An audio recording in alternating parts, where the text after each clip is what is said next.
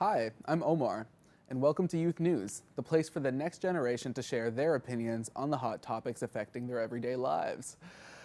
I'm joined today by Tolu, and remotely over in Colombia, joined by Ifyok, who just dodged a bullet apparently. What happened there? Sorry, I just had a little bit of a sneeze. I'm Oh, very just nice. kind of getting over a little You're bit of a good. cold right now. I had, So I had a I had a sneeze scare earlier, so you're fine. Anyways, today we are talking about racism, believe it or not, and we're talking about how it's prevalent in society and how it affects many things in our lives, including our identity formation. yeah. So I just want to put out the question real quick. How would you say that racism has affected the formation of your identity? Really for me, it's just more of growing up seeing certain things. I'm afraid to do certain things because I'm like, okay, well, I don't want people to perceive me as this. I don't want people to say these things to me. But like as you grow up, you learn even more that like these things are okay. Like I feel like racism it plays a big part, and it's actually getting very scary, in Yeah. kids' lives. And I'm glad that we're living in a generation that's like telling people like, listen, be proud of who you are, be proud of, live proudly in your skin, like, things of that sort. If you get what I'm saying? Yeah.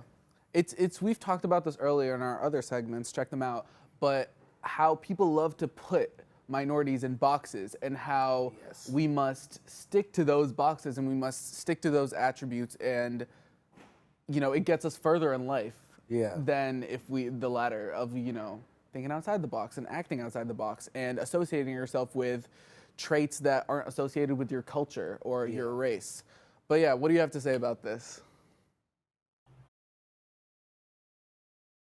You guys just want to talk. So when we're talking about racism playing on just race itself, how it impacts everybody else, and I liked what you said. Actually, when it comes to you're being put inside of a box itself, that occurs a lot, and I would say more often than not, I've seen it occur within, I would say, within minority groups itself, where they expect you to act a certain way. I grew up, of course, you guys can hear the way I speak. Some words I may say sound a little weird because my father was from Nigeria. My mom, she's from St. Lucia. So I was always taught to speak very clearly. Hmm. I remember growing up, a lot of kids would tell me, "Oh, you sound white. You don't sound like a typical black person." And I remember even then, one of my friends from he immigrated here from China. He looked at me in straight in the eyes. He's like, "You're not like other black people," which I didn't know if that was a compliment or if I was kind of taken aback. But it's just something where I've even seen where somebody even told me that you're a little too proper for some people, and that kind of that such thing as too proper. What if I was a Right. different race? Would I be seen as too proper? So I think a lot of that, I guess, that racial tension that we may have and the expectation of needing to act a certain way, Yeah. really a lot of it, yes, it is societal, but a lot of it can be traced back into our own minority groups, whether it's black, Hispanic, whatever it is. We all go back to that same thing of sometimes people within our own groups tell us we have to act a certain way for us Yeah. to pretty much be seen as accepted.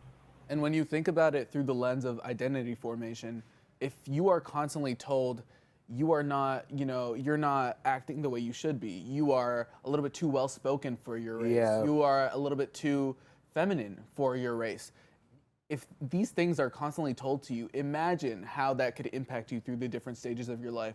I personally, as an Arab man, I constantly struggle with my femininity. I'm very confident in my masculinity.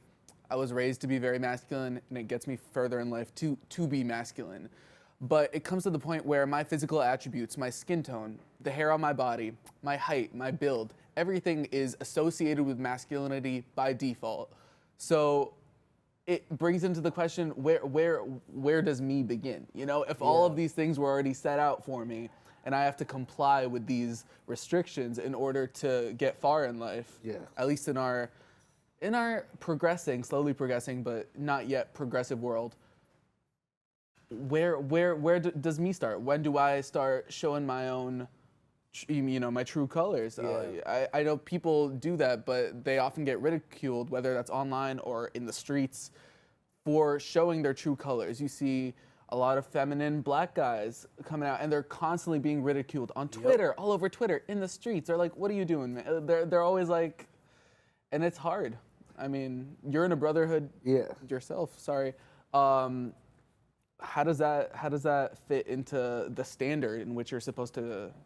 With them, it's like, you know, they the brotherhood I'm in, like, they like to uplift people, and I think that's actually a great place to start, you know, uplifting people, telling people, like, you know, it's okay to do this, it's okay to do that, it's okay to act like this, it's okay to act like that. And I like how you guys brought up you know, your household and your parents.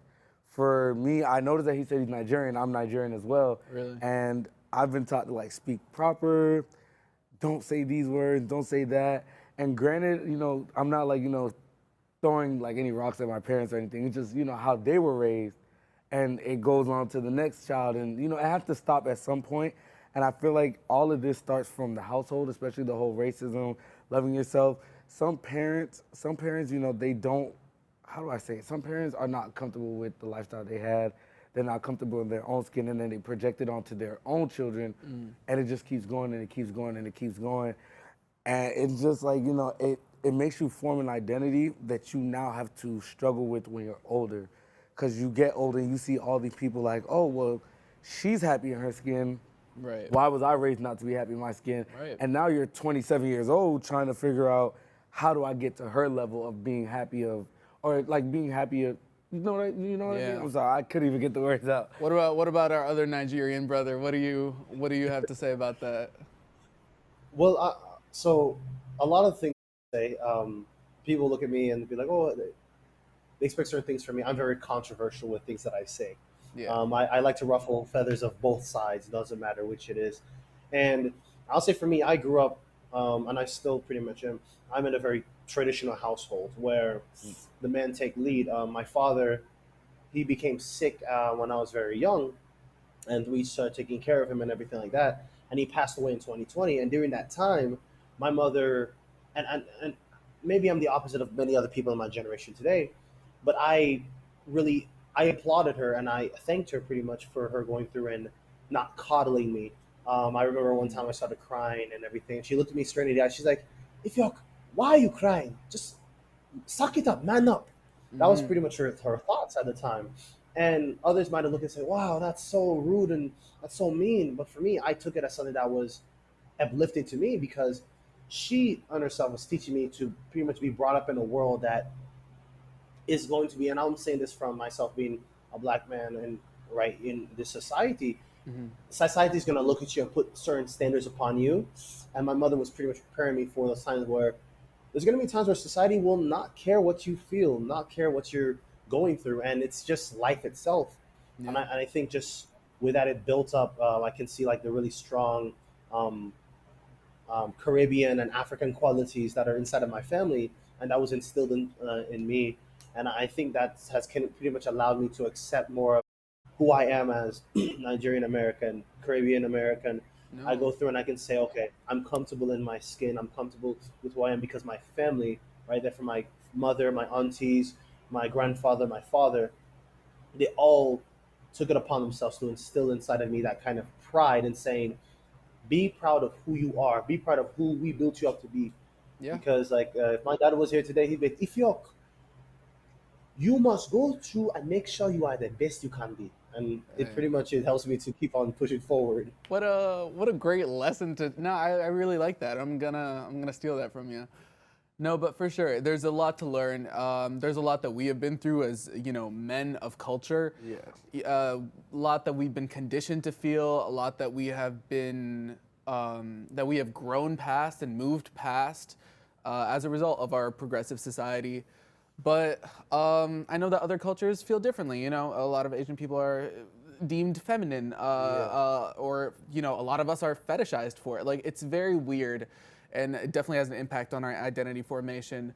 But I would love to open this conversation to you guys. I'd love to hear your thoughts about it. Please check out our YouTube channel at WatchYNN. Please comment on our Instagram. Let us know how you feel. Let us know if you've had similar experiences. We'd love to hear it. I'm Omar. Nice to be able to have this open conversation with you guys. All right, have a good one.